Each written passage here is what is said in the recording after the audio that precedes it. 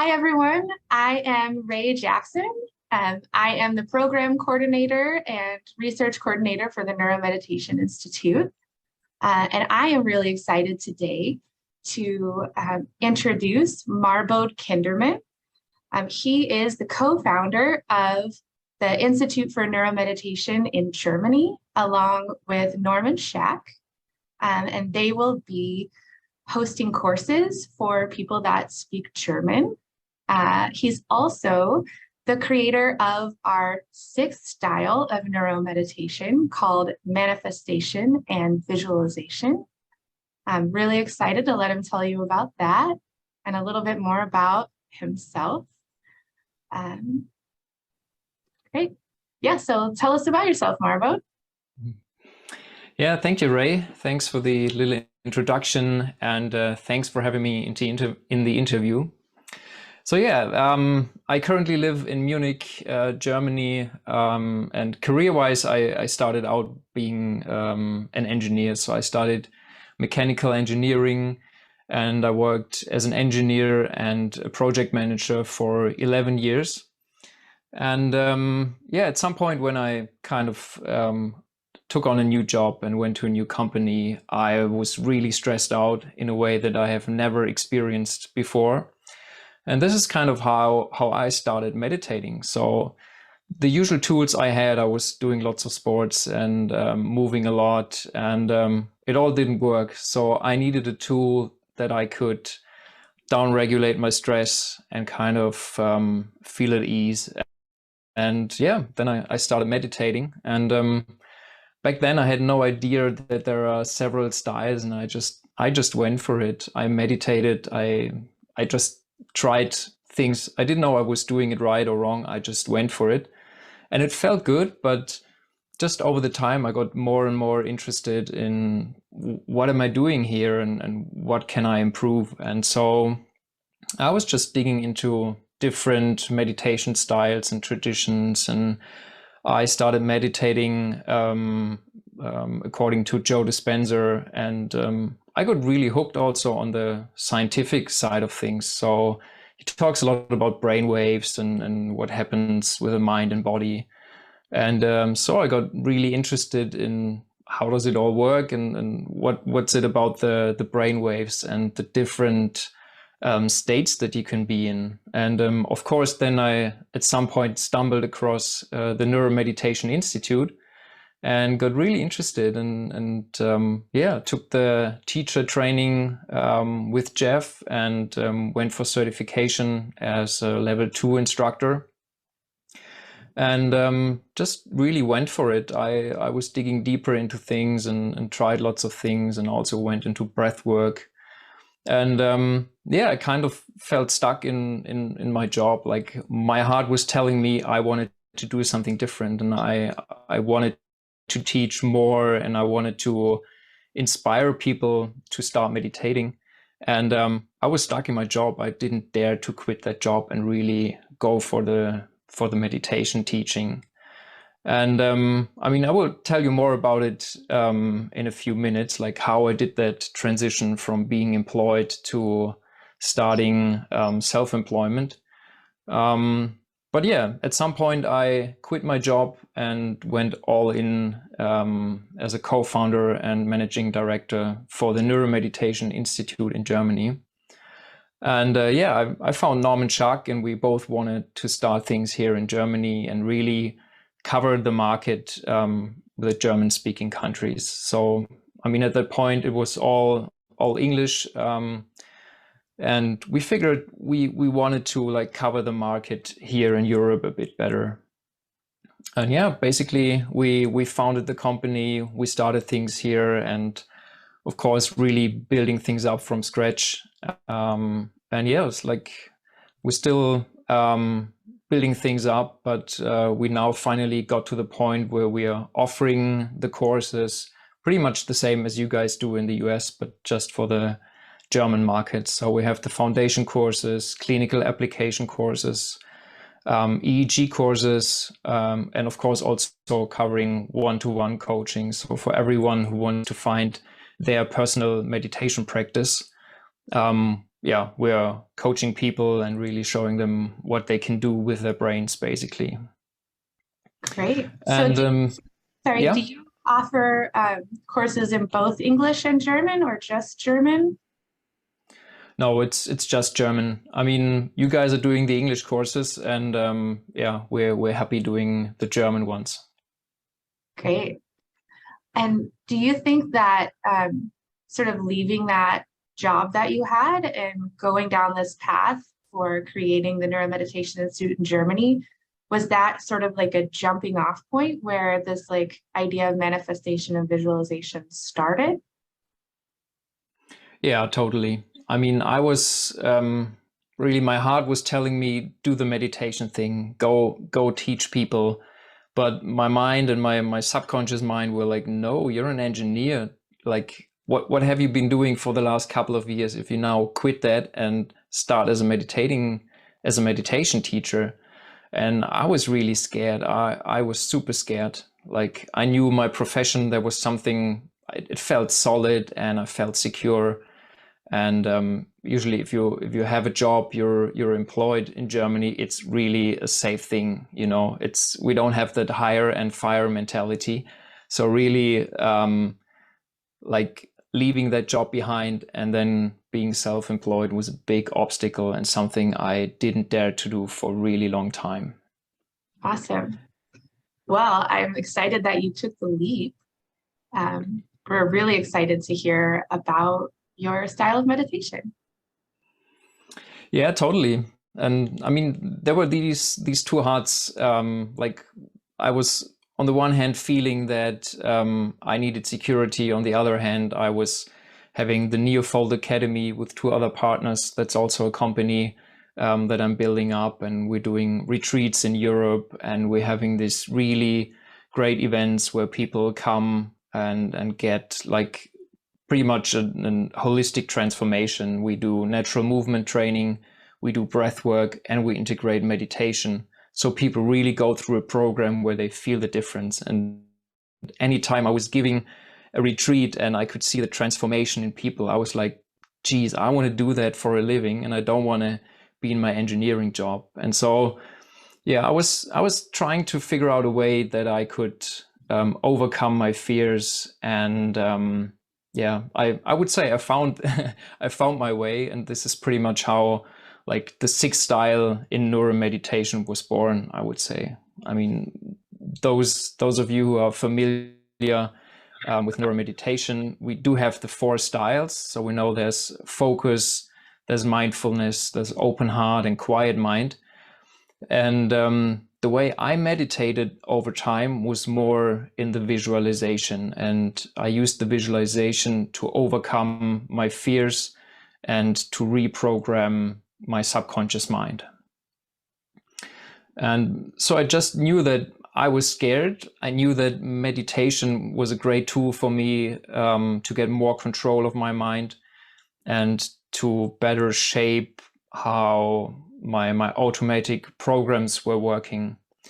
And so I was kind of digging into lots of techniques. I was reading lots of books, and I was trying to figure out a way that I could actively change these fears and this subconscious programming, which was telling me, no, you're an engineer. This is safe.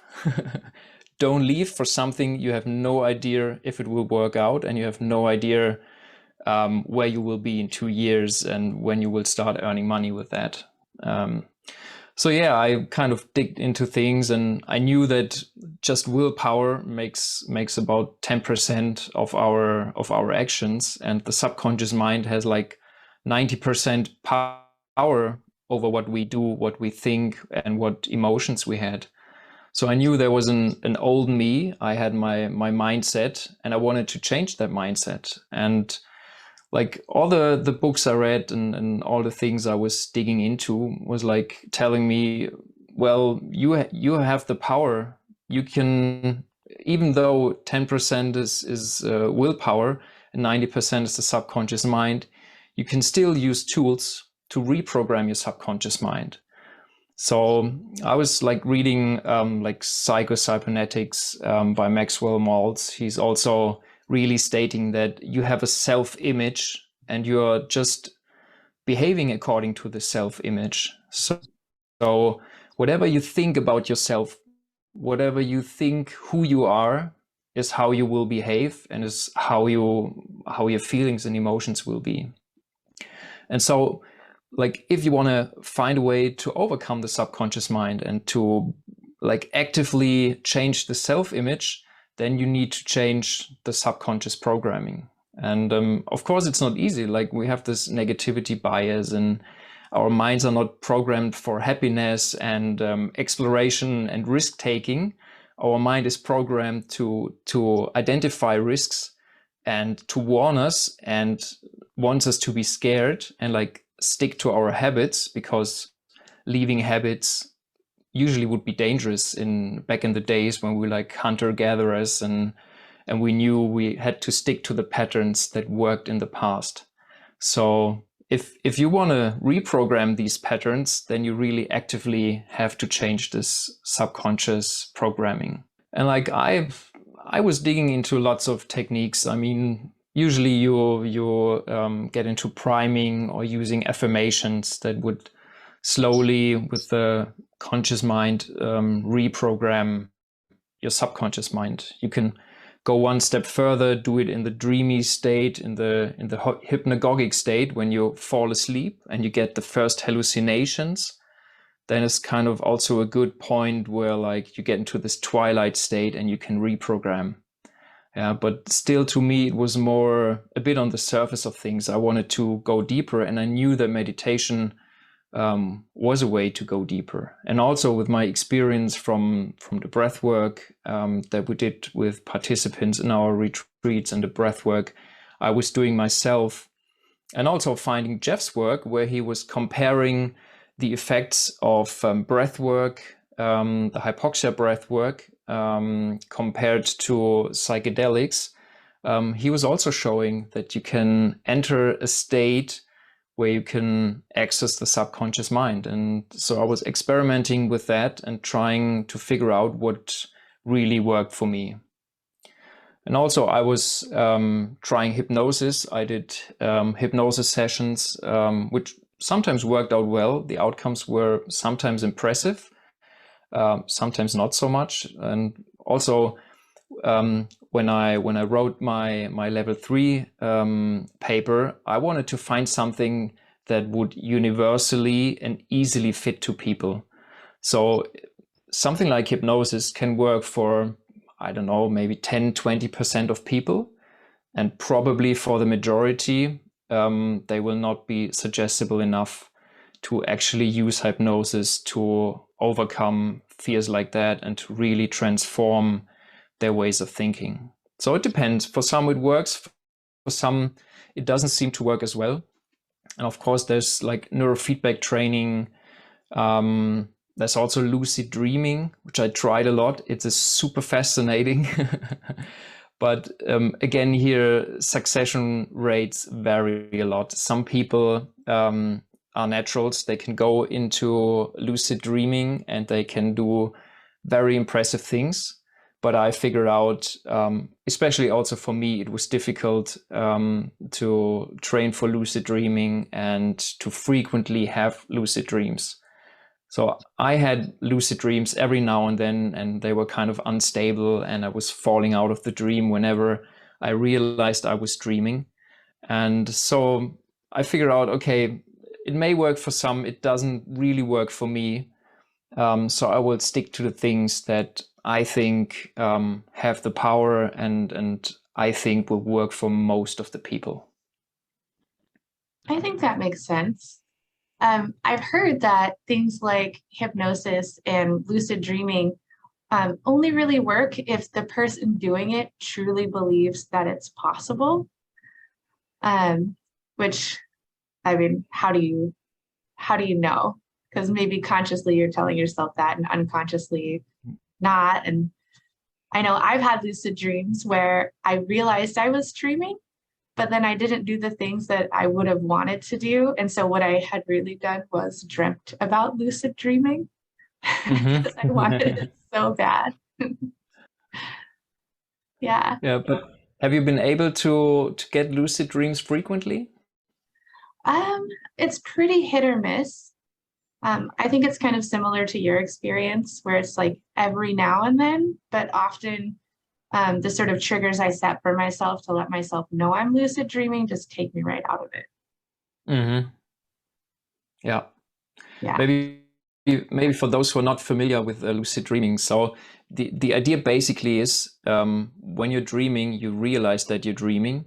You do some sort of reality check, like looking into your hand twice or pulling your finger, which in a dream just becomes longer, or trying to breathe with your pinched nose. And when you're dreaming, you can still breathe. And that moment you're like, oh yeah, you realize you're dreaming. And you can pretty much call out whatever you want to experience. You can just straight out face your fears. You can walk around. You can have basically just fun. But you can also really work with your subconscious mind. So anyone who wants to try it, give it a go. There's lots of tutorials online. There's YouTube videos if you want to try it. And if it works for you, it's a great, great tool. Yeah, and so I figured, okay, if it doesn't work for me and also hypnosis doesn't work for most of the people, I wanted to find a way to still work on the subconscious mind. And so I was like doing research and digging into things, and like I was just wondering how others overcome their fear, and yeah, like anyone who wants to achieve something, what's possible, what kind of mental training can you go through. And of course, sooner or later, you will end up with the research of how sports athletes, like Olympic athletes, prepare for their events. And of course, they have the same thing. They have fears to overcome. They need to perform at their peak. They need to really be present.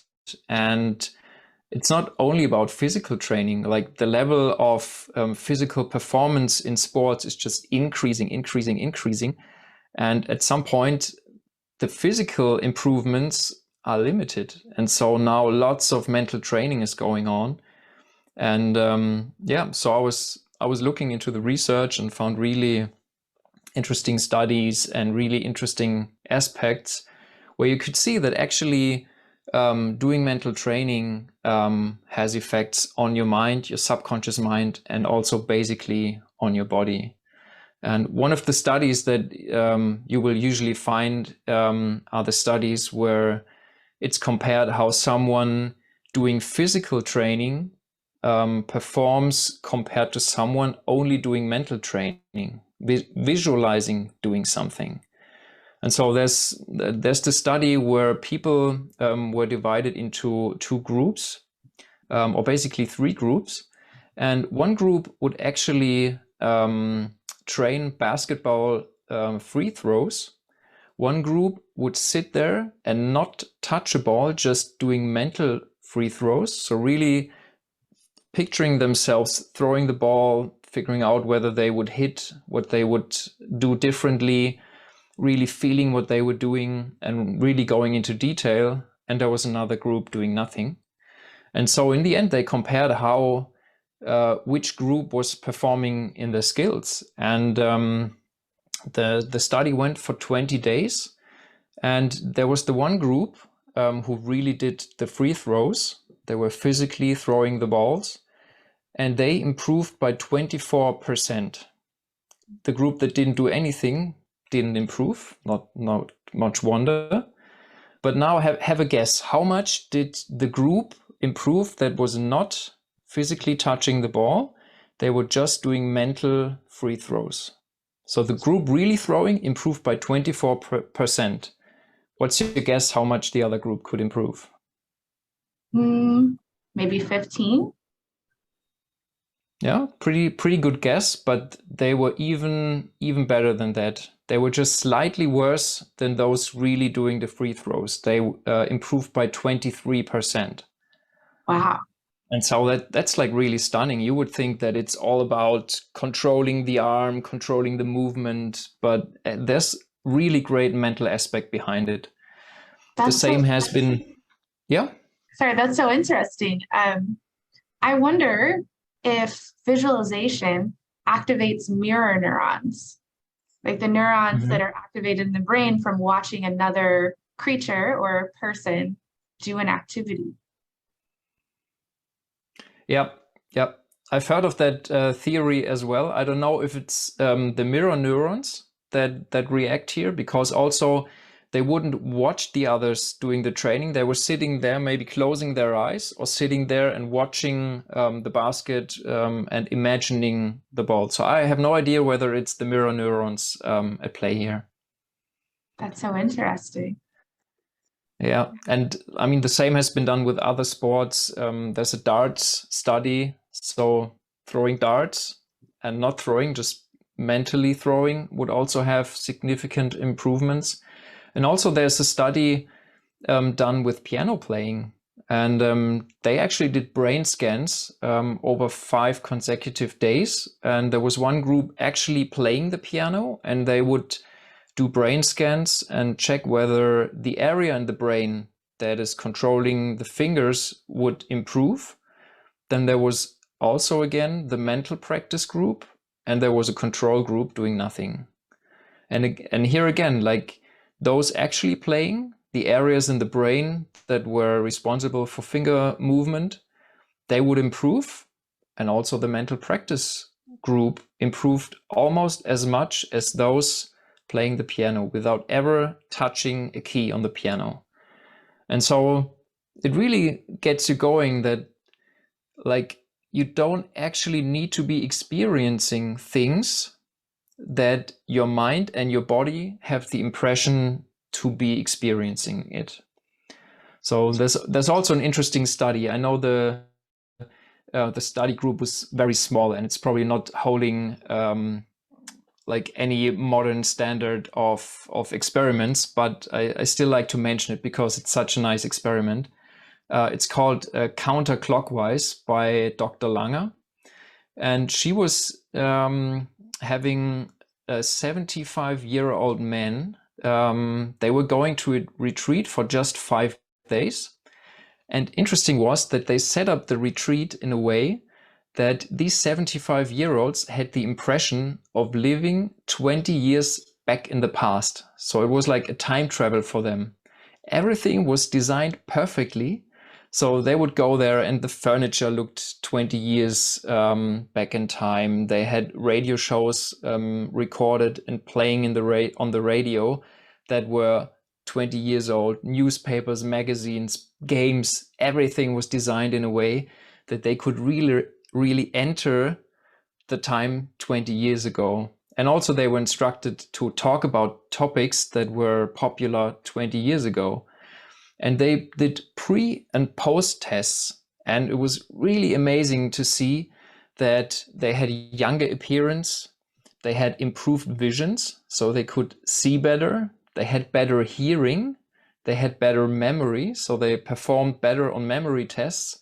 And also things like joint flexibility and grip strength. You would think this is something like this is physical. I mean, it is, but also it has to do with your mind. And if your mind thinks you're 20 years younger and you think it and you experience it, your body will also change. And there were numerous other changes. But it just showed me that it's so powerful to just go through an experience, and whatever you think is your reality can become your reality.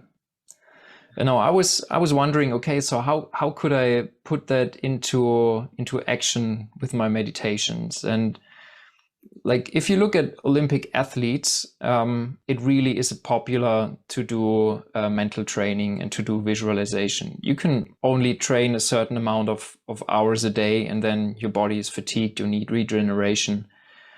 And of course, you can still train mentally. And there are interesting studies laying out how people would do that. And I go into detail in my paper to draw out the aspects that I wanted to use for the visualization. And so basically what you do, you imagine the situation or the action that you want to perform, and you go into detail. You want it to be as close to reality as possible. So of course, some people can do it more easily, some have more difficulties. For some people, if they close their eyes, it's really hard to bring up pictures. So there's also a small fraction of people who can't come up with any visualization at all. But most of the people will be able, to some extent, to generate visualization, to generate images.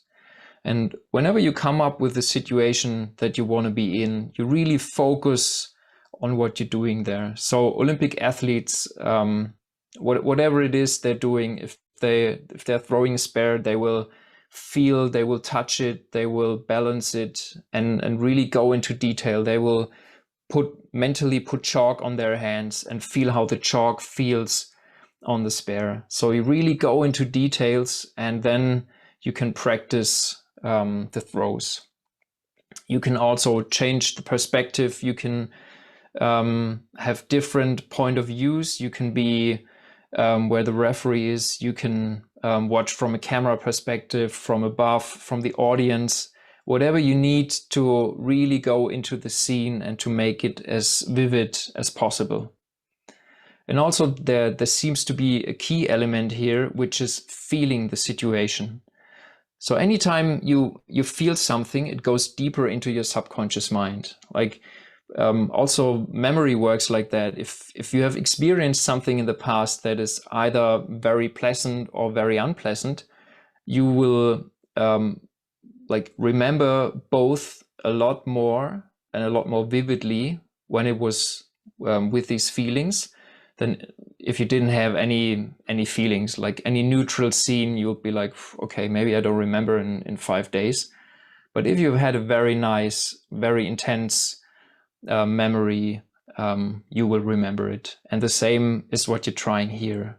You don't go through the scene and you don't just watch it. No, you really feel, like maybe you want to try to feel the adrenaline of the event. You want to feel what, like goosebumps when the crowd is cheering. You want to dive into the situation, and feelings are essential for your subconscious mind to let it sink in. And yeah, that's pretty much basically what people do to prepare for events like that, any sports events. And I mean, the transformation into changing your life can be the same. So if you're scared of something, picture that scene. Go into the scene. If you're scared of talking in front of an audience, you picture yourself doing that, and you picture different perspectives. You have the emotions, how great it feels, how awesome it is that you're holding the speech, that you're reaching people. You can feel that people are cheering, like anything that you can do to make it as pleasant and as vivid as possible. That makes so much sense too, from an evolutionary standpoint, because we know that very pleasant or stressful things are going to be remembered more because they're marked as important for survival. Yeah. And I just think that's so interesting to be able to do that with your own brain. And maybe it's activating, in a sense, like sort of muscle memory.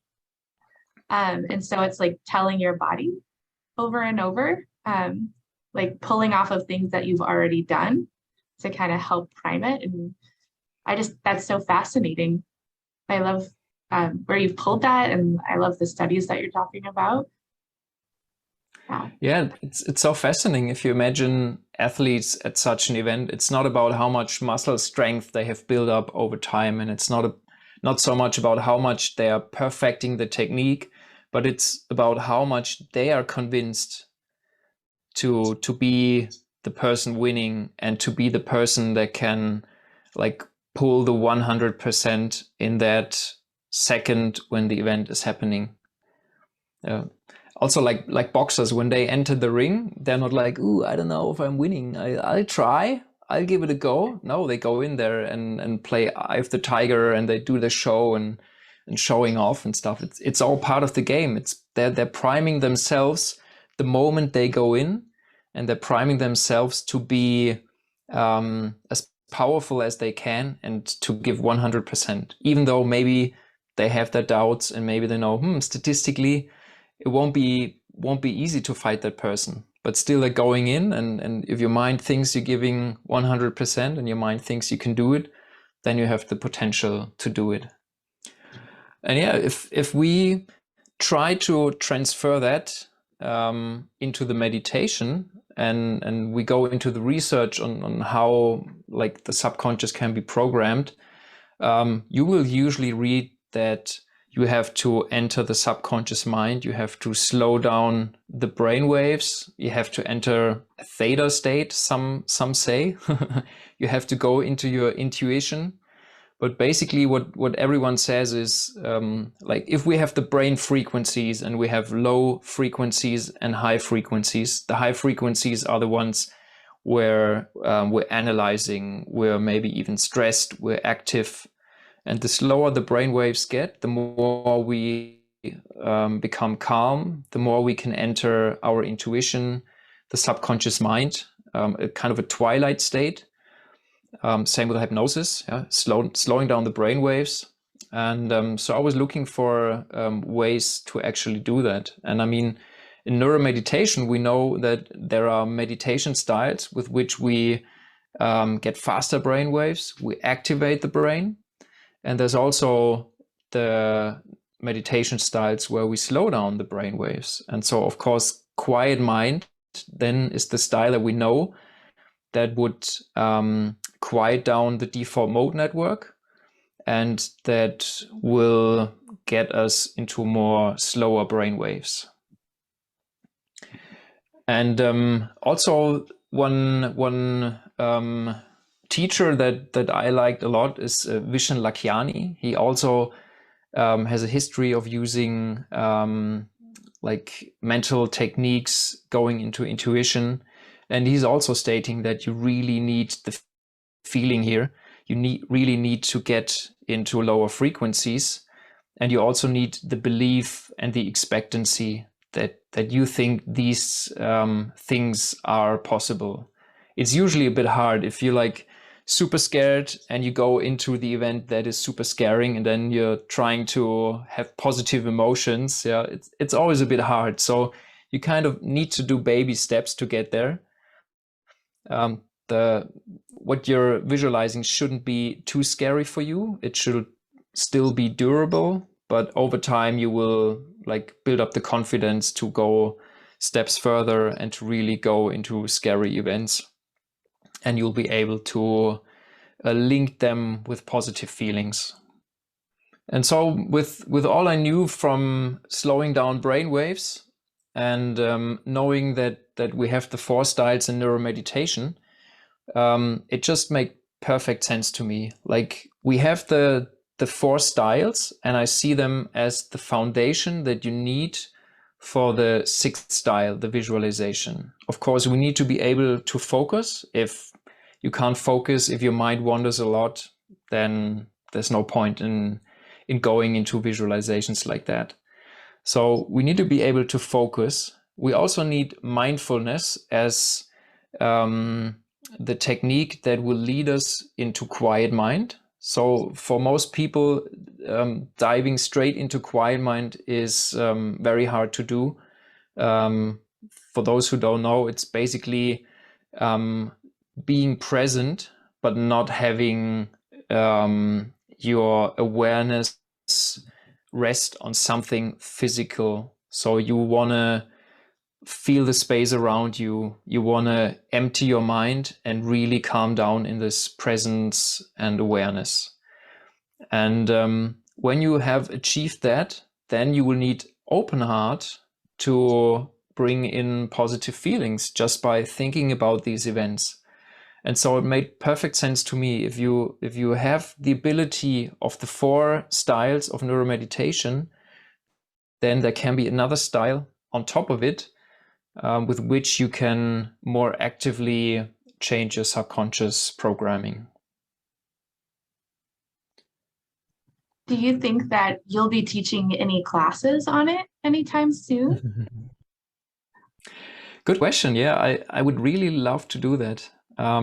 So far I haven't built up a course yet, but I'm pretty sure at some point it kind of makes sense to have this specialization come in, because lots of people start off with my mind is wild. I have a monkey mind. I can't focus. I'm stressed. And then you build up more control. You calm down the mind, and you can play with the 4 styles. And at some point, they will be able to build up their skills, and they may want to go for more. They may want to also really specifically work on their personal development.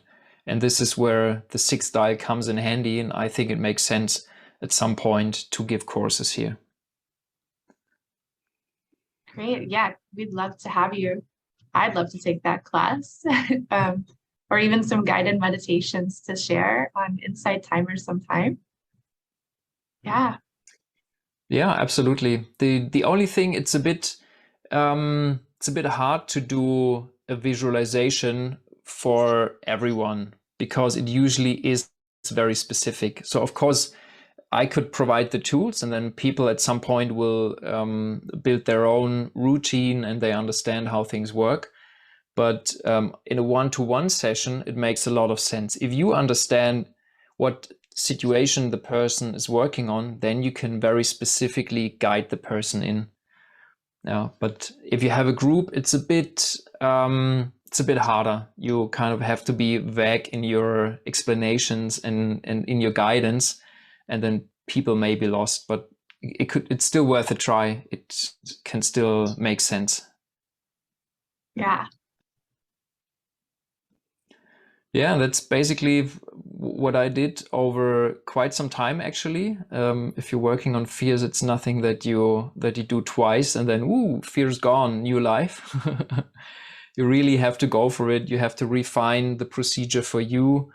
I also incorporated breathwork because I saw what Jeff's research was proposing and how quickly you can calm down your default mode network and quiet your brain waves.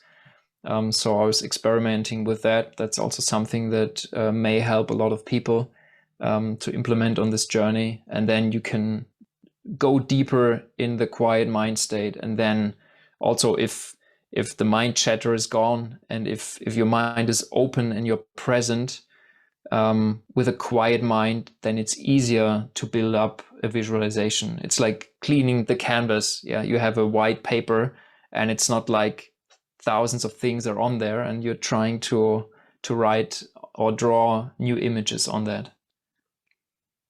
And for those that don't know, do you just want to speak a little more about what the default mode network is?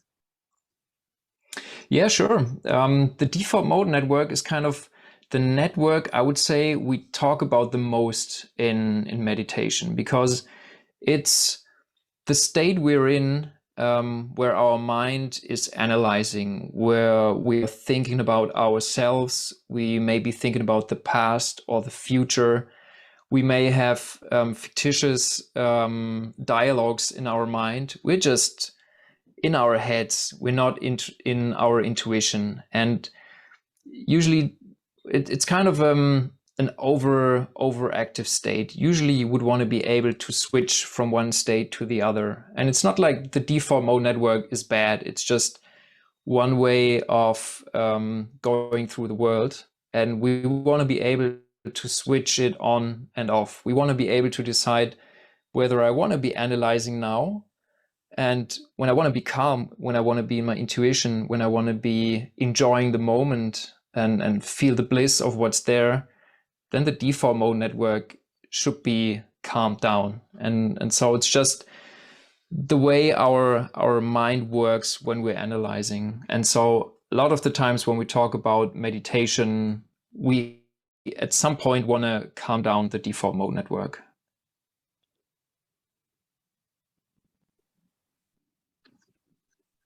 Great. Well, thanks so much for sharing yourself and your knowledge and your visions with us. We're thrilled to have you as an instructor. If anybody wants to find Marbod, you can find him on our website as a provider at www.NeuroMeditationInstitute.com, or you can visit his website, which is Marbod.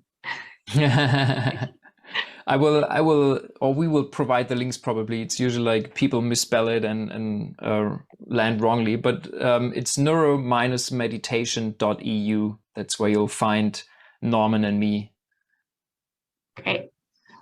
No, thanks a lot for having me. It was a pleasure to talk about the visualization. And I mean, it's really a topic I'm enthusiastic about, and I want to bring it into the world. I want to,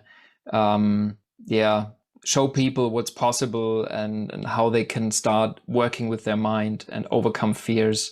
And so it's really a topic I love to spread, and I'm more than happy if people want to dive deeper. They can contact me, and we can arrange a chat, and I can share more of my ideas and maybe guide a visualization for people.